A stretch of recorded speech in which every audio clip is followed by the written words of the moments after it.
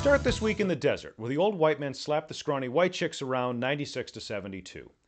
Tony Romo's back to form with 30 points, but it always seems like Dan puts a couple of cripples on the field just for entertainment value. This week, Lavernius Coles crawled off the bench and laid prone on the field for 60 minutes, contributing nothing to the losing cause.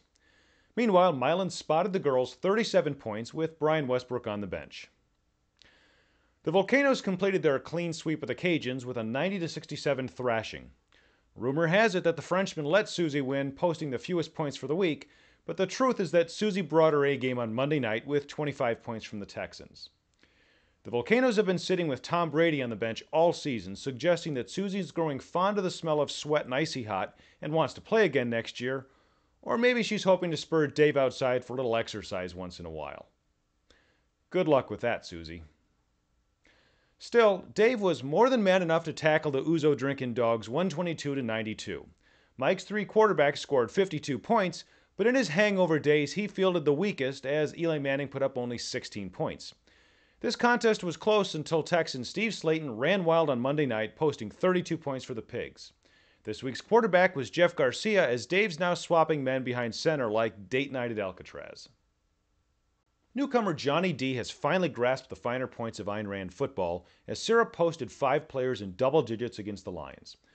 Johnny's got Kurt Warner consistently scoring 15 to 25 points a game, long after he was expected to hand over the reins to Matt Leinart. Unfortunately, the Lions just found their overdrive gear, posting a league record 159 points. All but 2 of the Lions hit double digits, making Randy the current favorite with 1 week to go before the playoffs. With breakfast under their belts, the Lions next face the Wives, who look to be well fed, having just gone down on Jim and his bag of candied yellow bellies. Once again, Catherine mistakenly chose age over beauty, picking Brett Favre's 4 points over Aaron Rodgers' 29. Thankfully, she didn't bench her top running back out of Green Bay, DeAngelo Williams, and he came through with a monster 32-point performance after a little fluffing. Meanwhile, Jim rode Jay Cutler for another 26 points, losing the game 102-95.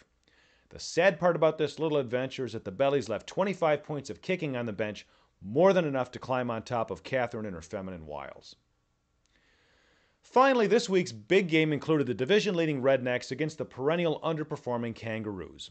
With all the trash talking leading up to this contest, we've invited both managers to join us this week for a wrap-up analysis of the Rednecks' 103-98 victory over the Roos.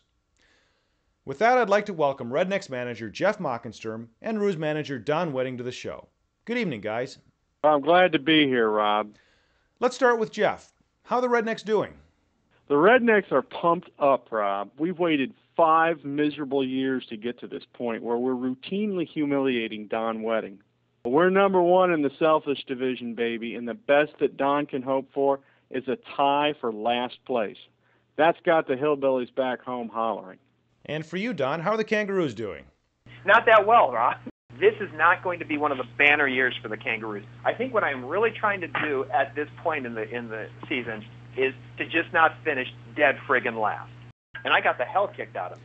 Yeah, last week's game was certainly tough for you, but don't be so hard on yourself, Don. You've had a couple victories this year. Even a broken clock is right twice a day, Rob.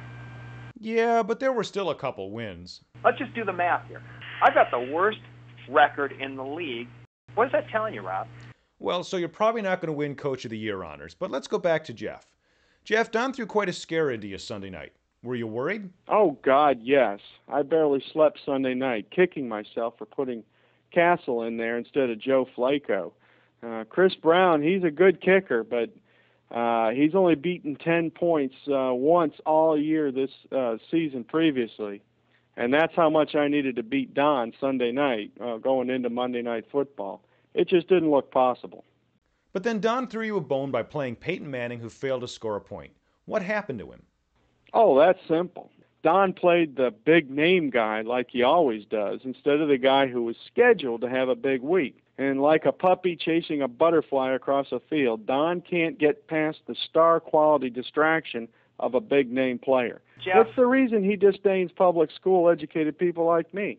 Jeff? Did you know he actually refers to us as Untermenschen? He has a Hitler complex. So how about that, Don? Why didn't you pay more attention to player selection? I thought it was a slam dunk. I'm sitting here thinking I don't know how I could lose to this Potson, but yeah, no, sure enough, this was just like the Randy Weisinger game. Of course, Jeff, you had your own problems with Matt Cassell scoring a negative 9 points. Do you see that as a problem moving forward?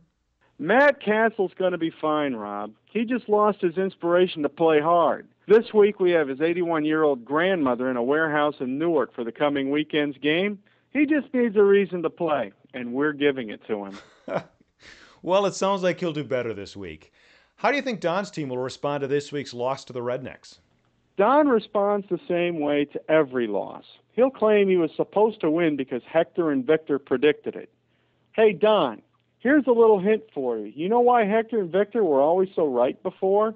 It was because you had the top 3 quarterbacks in the game, the top 4 running backs, and the top 5 wide receivers. When you have the top players in the game, Hector and Victor can be wrong, but they won't be that wrong each week. Jeff, why the hate speech? Can't we just all get along? So how about that, Don? What's it going to take to get along in this league?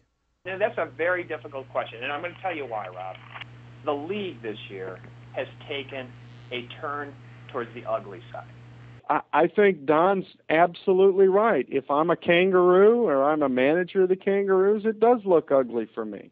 Well, Don's taken his share of abuse this year. Jeff, do you think the league's been unfair to Don? I'd like to say how much I admire and respect Don, but I wouldn't expect Don to knuckle down and work harder. His upbringing denied him of that secret to success. You think Jeff would be the bigger man, but no, he'd have to sink to my level. Well, Don, Jeff is the division leader right now. What position do you occupy in the league? I'm basically the geisha girl. Jeff, go home, Jeff.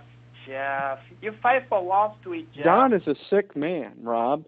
I think he's got problems. He needs attention. Jeff, you Yankee hard. You are a milkshake-willing devil, Jeff. Okay. That's enough, Don. Let's try to close this up with some predictions. Don, any predictions for the end of the season?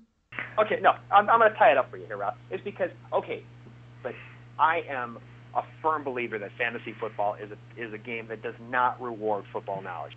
This is the one season where football knowledge is probably beginning to pay off for some people.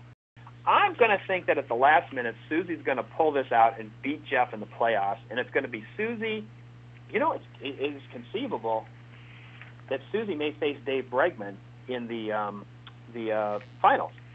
You didn't mention the Kangaroos, Don. Don't you have any assets to win the last couple games? The look of confidence, Rob. The look of confidence. Well, good luck with your confidence, Don. How about you, Jeff? Where do you think the Kangaroos will finish? They'll finish where they belong, Rob, at the bottom of the entire league in abject humiliation. But don't you think he'll be able to win 1 or 2 games at the end? No. Don is so awful at this. Hell, he's awful at everything he does, but he's really awful at managing a fantasy football team. Okay, so who's your projected winner this year? If I had to guess, it'll be the Rednecks. The Rednecks have proven time and again that luck trumps skill, and they've got luck. Well, I hope your luck holds out for you then, Jeff. I'd like to thank both of you for joining us this week. Rob, it was a pleasure. That's all for this week. We'll see you soon.